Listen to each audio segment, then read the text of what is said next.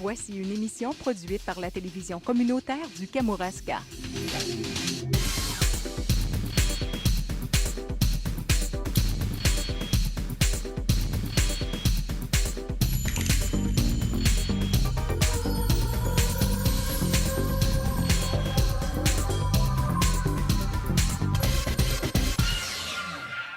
Saviez-vous que Groupe Dinaco émet 90 000 états de compte papier chaque année? Tous les clients de Groupe Dinaco possédant une adresse courriel peuvent maintenant recevoir leur relevé de compte par courriel en format PDF. Ça vous intéresse? Contactez-nous à l'une de nos succursales ou par courriel. Tommy, Oui? ferme tes yeux. Pourquoi? Je vais te faire goûter à des affaires. OK. Bon, là, il va falloir que tu devines c'est quoi. D'accord. Ta bouche. Oui. Oh, c'est rond. Oui, mais encore. C'est sucré? Ouais. C'est un fruit? Oui. OK. Je peux-tu en avoir un autre? Ouais. Oh, des bleuets. C'est ça. Bon, Là. là, j'ai d'autres choses. Oui, OK. Là, faut que tu devines c'est quoi. Là, il va falloir que tu croques. OK. Oh! Oh, encore? Encore? Du blé d'Inde! Ah, t'es bon? Ouais, c'est bon aussi. C'est bon, hein? Et Encore. voilà! Encore. Ben, c'est tout. Encore.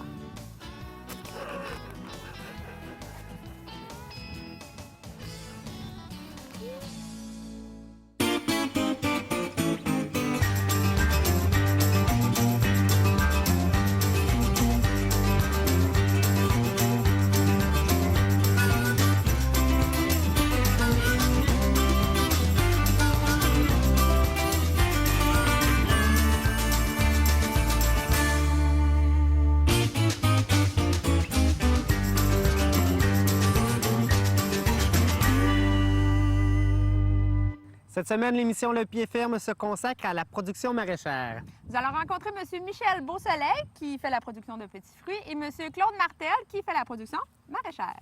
Bonne émission.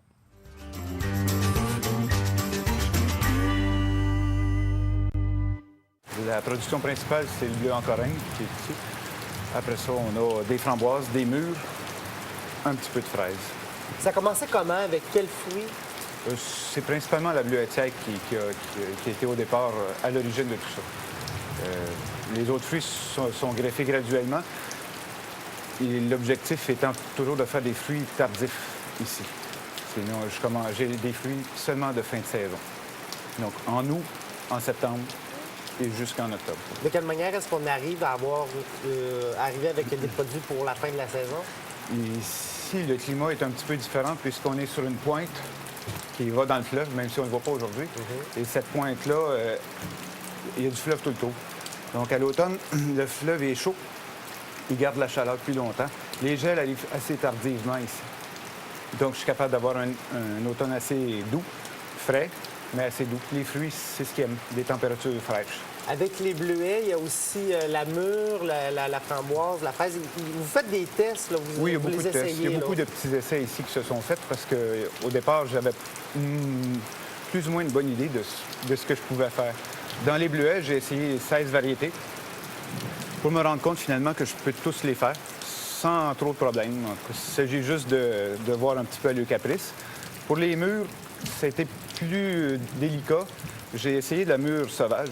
Puis la mûre sauvage, elle a un petit problème au niveau de la pollinisation. C'est que quand elle est mal pollinisée, ça ne fait pas des beaux fruits. Donc, c'est un essai qui est un petit peu moins intéressant. Dans la mûre tardive, par exemple, cet hiver, ça a gelé, mais ça faisait 3 automnes que j'avais beaucoup de mûres. Puis cette mûre-là, c'est les variétés qui viennent un peu de la Colombie-Britannique, comme les variétés de l'Ouest canadien. Donc, sont assez grosses, sont plus épicées, sont intéressantes. Il faut les découvrir. Dans les autres variétés, c'est des framboises. Puis là, il y en a 7 ou 8 que j'ai essayé. C'est surtout soit tardives d'été. Les bleuets, eux autres, ont besoin seulement des bourdons. Ici, c'est le bourdon qui est le plus efficace. Puis il va travailler quand il vente, il va travailler quand il fait froid, il travaille quand il pleut. Il est très efficace. Pas une grosse pluie, là, mais une petite pluie. Il est efficace, on le rencontre partout. Il y a des cachettes partout pour être là. Donc, il y a des brise-vents. Il peut se cacher dans les brise-vents. J'ai jamais eu de problème avec la pollinisation pour la bleuetière. Pour les fraises ou les framboises, ça prend des abeilles. Ça débute à quelle période de l'été pour vous? La récolte, je commence la récolte avec la framboise noire. C'est la première. Après ça, normalement, on transite avec les framboises rouges et jaunes, tranquillement. Après ça, c'est les bleuets qui embarquent, mais les bleuets, j'ai quelques bleuets sauvages aussi qui sont au fond. Les bleuets en corymbe qui sont hâtifs. Après ça, on poursuit avec les mûres sauvages. Il y en aura encore un petit peu cette année. Les mûres cultivées. Puis, à un moment donné, ça vient mélanger. Les fraises viennent aussi rentrer à ce moment-là. Qu'est-ce qui fait la différence entre les variétés? Est-ce que c'est le goût, la grosseur, la texture? De tout. De tout? De tout, de tout. La framboise noire, elle goûte pas la framboise. Elle goûte, je dirais, c'est pas une saveur de framboise. C'est difficile de déterminer comment dire c'est quoi la saveur. Ça ressemble à une ancienne saveur. C'est pas épicé. C'est doux. C'est pas acide. De toute façon, je fais aucune framboise acide. J'aime les framboises sucrées seulement. Donc, j'ai choisi mes cultivars en fonction de ces saveurs-là. Seulement que des framboises douces. Les bleuets, bien, c'est similaire. Le choix des variétés, il y en avait beaucoup. Je voulais voir qu'est-ce que c'est qui se faisait, mais la plupart, si on les laisse maturer jusqu'au bon moment de maturation, ils sont tous bonnes. C'est dans des champs extérieurs. Vous auriez pu choisir de faire ça dans des serres. Pour quelle raison? Les bleuets, ça se fait vraiment à l'extérieur, c'est possible. Il n'y a pas grand-chose dans ce que je fais qui se ferait en serre. Par exemple, on pourrait aller en tunnel. Pour ce qui est des murs, ça pourrait être intéressant puisque la période de floraison est au printemps, à un moment où il y a des fois de la pluie, des fois des problèmes de pollinisation. Mais ça en prend de la pluie, évidemment. Oui, ça prend de la pluie, mais cette année, je n'ai pas à me plaindre. Là. Je ne fais pas partie des gens qui vont se plaindre de la pluie cette année. L'année passée, j'ai eu une période sèche très longue. Mais les problèmes d'eau, c'est quelque chose qui va toujours faire partie. C'est des sols légers pour faire les productions fruitières, puis c'est des sols qui vont souvent manquer d'eau si j'ai pas d'eau. Il y a partout ici, il y a des systèmes d'irrigation. Donc, c'est tout irrigué au complet. Il n'y a pas un espace. C'est tous des tuyaux qui passent au pied des plants. Bon, est-ce qu'on retrouve vos petits fruits dans les commerces ici de la région? Pas beaucoup. Non. J'essaie de me concentrer beaucoup sur la vente au détail ici. Dès qu'on fait une tâche dès qu'on va chez les grossistes, dès qu'on va chez les restaurants, bien, ça prend une personne sur la route. Il faut que cette personne-là soit rentabilisée aussi, puis c'est pas facile. Avec le temps, je vais peut-être améliorer les contacts là-dessus, mais j'aime ça que ça soit ici. Vous préférez que les gens viennent Je préfère que les gens viennent. Je les laisse mûrir parce que les gens viennent, puis ils sont certains de l'avoir à une bonne qualité. Je fais pas deux cueillettes, une cueillette pour les clients là, qui sont au chemin. Tout le monde est au même niveau. Il n'y a pas de place réservée. Qu'est-ce que vous voyez pour l'avenir avec votre production agricole? Je veux faire la transformation, mais c'est encore au moins 5 à 10 ans là, devant moi. C'est trop tôt. Je ne réussis pas à avoir de surplus. On fait de la transformation seulement que si on a des surplus. Hier aussi, il y a quelqu'un qui nous proposait des projets, puis j'ai dit oui, mais quel surplus on prend? Là, il faudrait les acheter. Mais si je commence à acheter de l'extérieur, je vais travailler vers l'extérieur, puis je ne travaillerai plus ici. Puis ce que j'aime, c'est ça. C'est quand même intéressant. Il n'y a pas beaucoup de problèmes. C'est sûr qu'on est obligé de mettre des filets. Les oiseaux sont voraces là-dedans. Mais il va y avoir des contraintes dans toutes. Les cerises, c'est la même chose. Il va falloir adapter l'agriculture au modèle d'aujourd'hui. Puis d'après moi, on est capable de faire peut-être 10 fois, peut-être plus que 10 fois, peut-être 100 fois plus de fruits par ici. C'est sûr qu'il ne faut pas s'attendre qu'on va les vendre au chemin tout le temps. Mais il y a moyen de faire beaucoup plus de fruits. Puis il arrive des nouvelles variétés. En pépinière, j'ai plusieurs variétés qui sont juste à l'essai. Il y a des chèvrefeuilles comestibles qui sont intéressants, qui sont un fruit hâtif, ce que j'aime pas. Il arrive en même temps que les fraises, qui peut être intéressant. Il y a moyen de faire des kiwis, entre autres. Là. Il y a moyen de faire beaucoup d'autres fruits. Les cerises, on est encore comme au début de cette ère de production-là. Il y a beaucoup de légumes qui s'est développé un peu partout au Québec, mais on n'a jamais travaillé beaucoup la production fruitière. Puis je pense que dans notre région, elle a un avenir. On a le fleuve qui nous aide.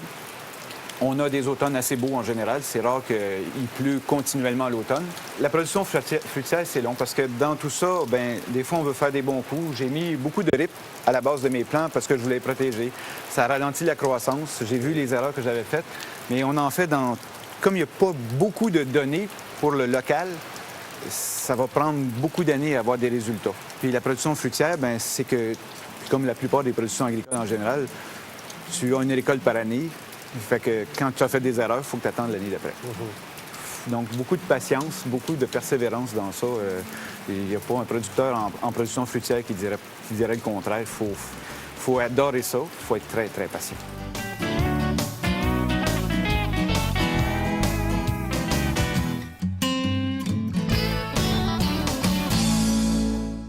Le marché biologique est un marché bien implanté au Québec et en pleine croissance. Peut-être à cause des organismes génétiquement modifiés, les OGM, du nombre d'allergies à la hausse et des problèmes environnementaux. Les ventes du bio ont ainsi augmenté de 20 à 25 % par année au cours des dernières années, et tout semble indiquer qu'elles continueront à progresser.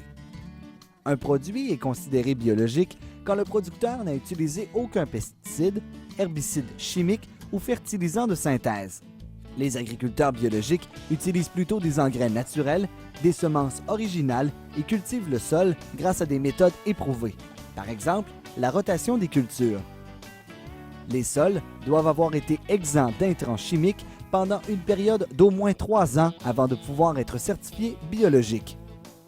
Pour l'élevage des animaux, l'utilisation d'antibiotiques, d'hormones de croissance ainsi que de farine animale dans la diète alimentaire des animaux est interdite. La surpopulation animale dans des bâtiments fermés n'est pas tolérée. On privilégie des conditions de vie décentes, de l'espace pour bouger ainsi que de l'air frais. Enfin, les produits alimentaires transformés biologiques ne contiennent pas d'ingrédients artificiels, pas d'additifs de synthèse ni d'agents de conservation. Évidemment, les aliments ne sont pas irradiés. Depuis le 1er février 2000, les producteurs et transformateurs d'aliments qui utilisent l'appellation biologique doivent être certifiés par une association accréditée par un organisme paragouvernemental provincial, le Conseil d'accréditation québécois.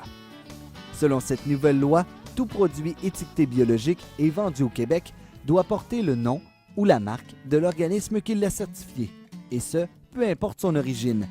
La certification oblige l'application par les producteurs et les fabricants d'un système d'étiquetage et de numérotation qui permet de retracer pour n'importe quel aliment la filière agroalimentaire qui l'a franchie de la ferme jusqu'à l'assiette du consommateur.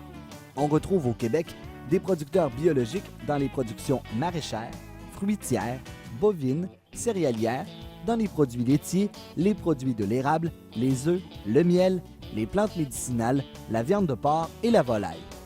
Les 2 secteurs les plus forts sont les productions maraîchères, suivies de très près par les céréales. Même si le Québec connaît une croissance de la culture et de la consommation des aliments biologiques, la production biologique reste tout de même en deçà de 1 % actuellement, et les 3/4 de cette production sont exportés.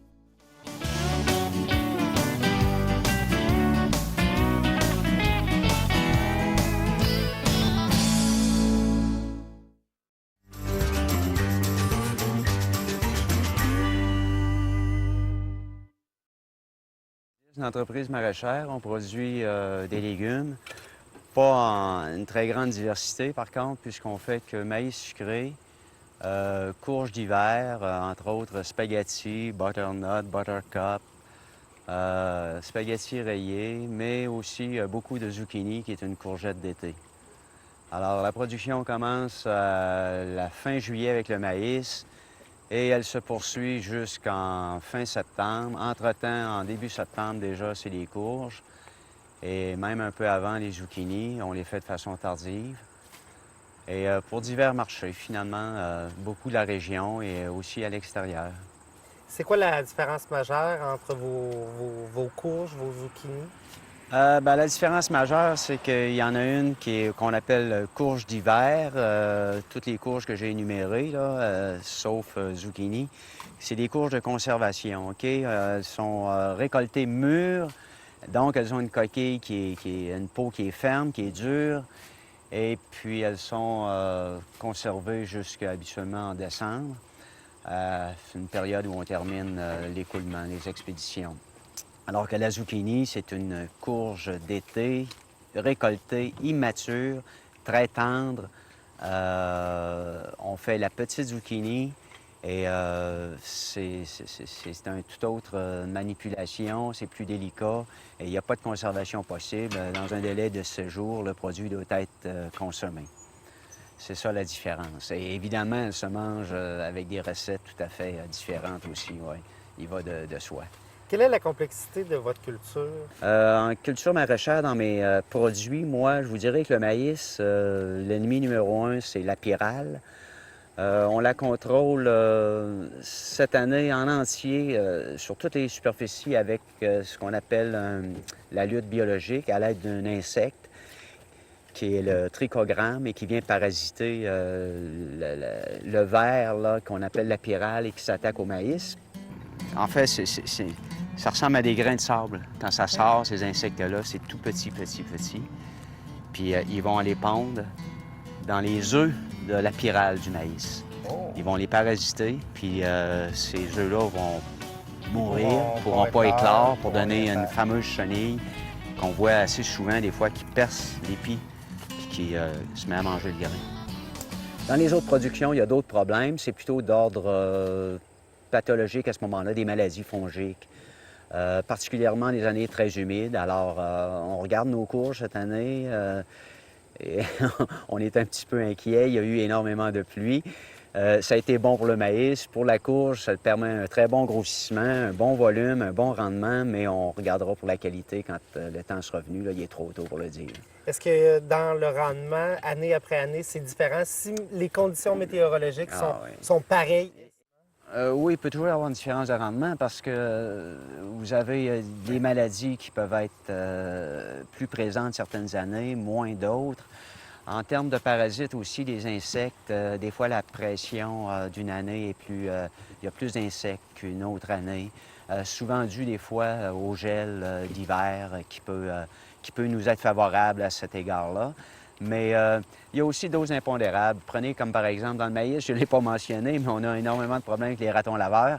C'est nos clients les plus fervents et ils reviennent d'une année à l'autre, eux autres, oui, c'est ça. Il y a énormément de différences d'une année à l'autre, ce qui fait que les rendements peuvent aller du simple au double dans certains cas.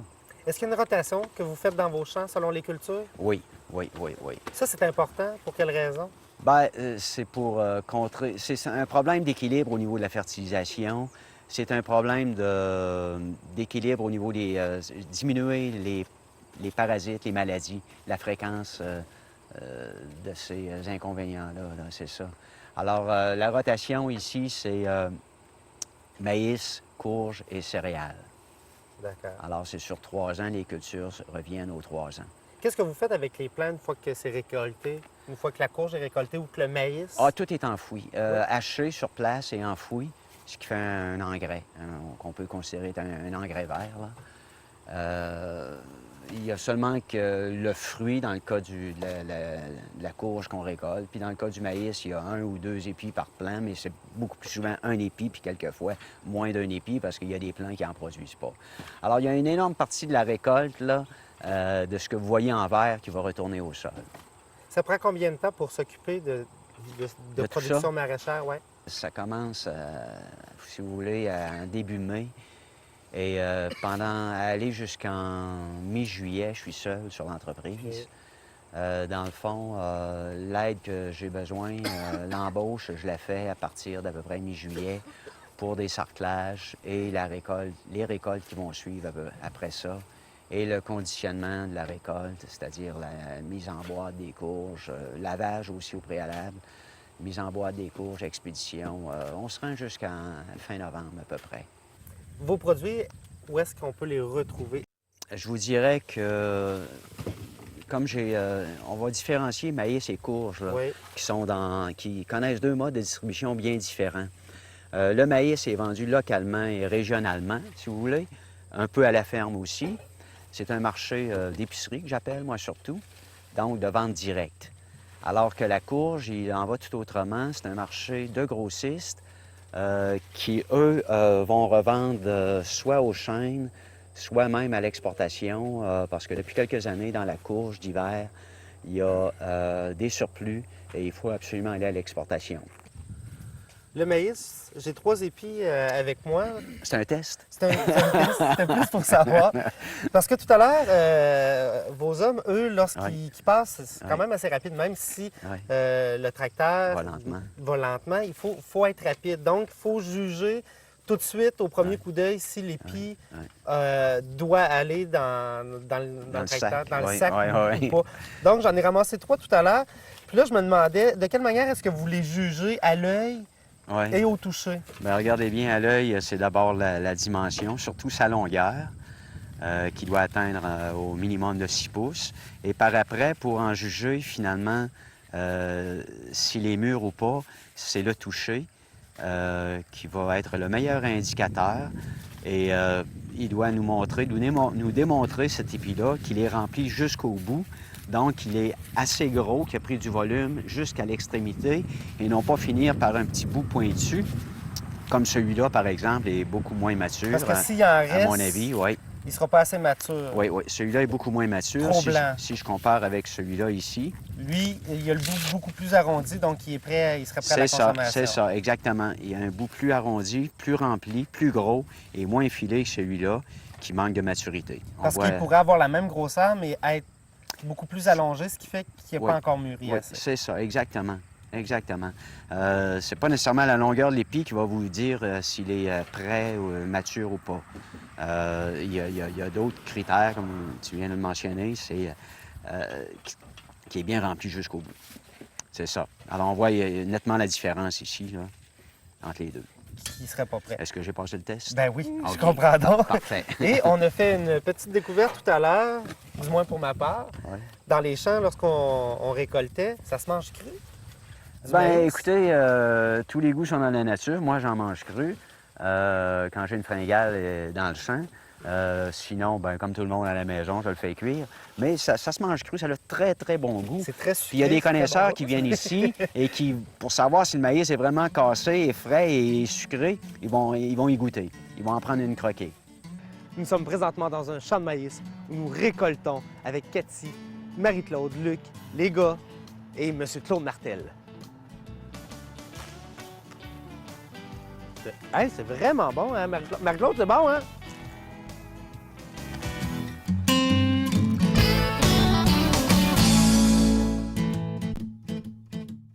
Il y a dans le monde environ 600 variétés de fraises, dont une quinzaine au Canada et près d'une vingtaine au Québec. La fraise est un des fruits les plus consommés en Europe, en Asie et en Amérique du Nord. La saison ne cesse de s'allonger, s'étendant maintenant de la fin mai au début d'octobre.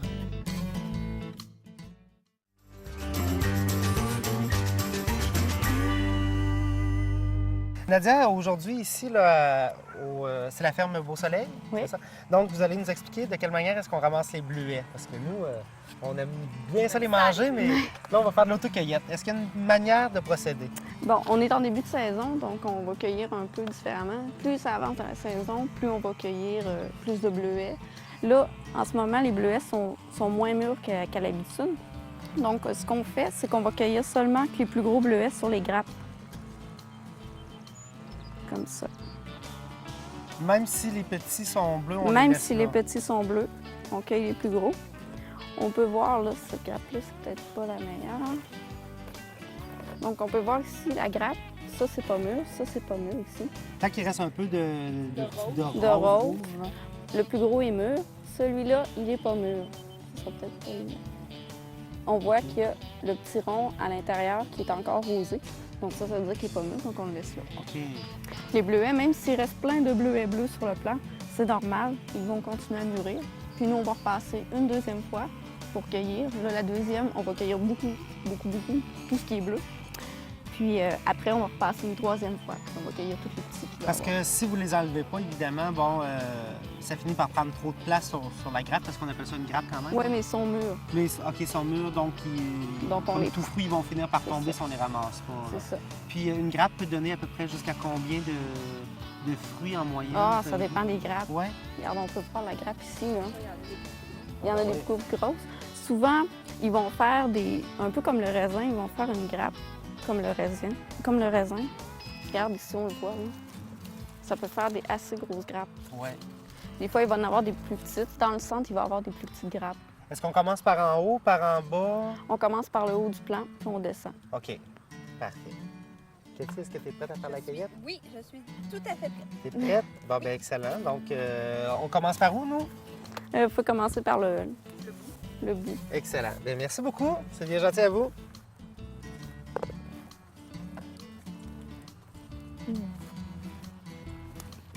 Aïe, ouais. Dans le panier. Bon, ça y est, tu viens d'en perdre un.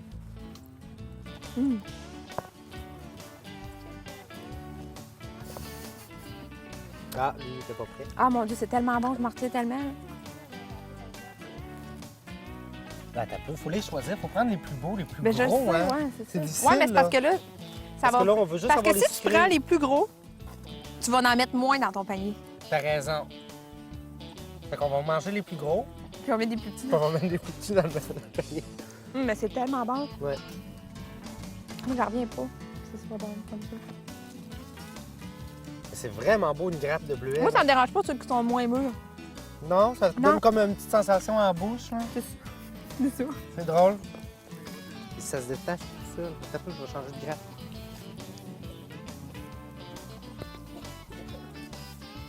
C'est pas bon.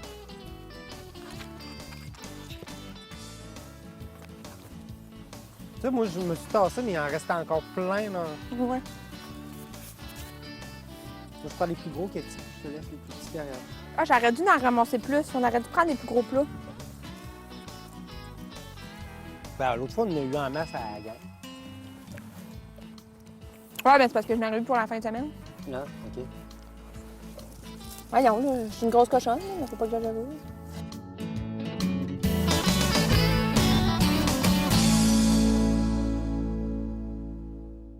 Merci d'avoir été des nôtres pour cette émission spéciale sur les maraîchers. La semaine prochaine, nous continuons notre tournée agricole en rencontrant d'autres producteurs de la Côte-du-Sud.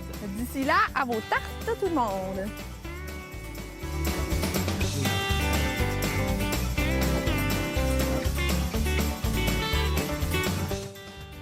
Bonjour, moi c'est Linda du domaine de Pacomois. Je suis ici pour vous présenter les 5 produits du domaine, dont le Pierrot, le Pacomois, la différence, le Cap au diable et l'anse au maudit. Ce sont 5 produits qui sont faits à base de petits fruits. Donc, vous pouvez vous les procurer au domaine du Pacomois à Saint-Pacôme.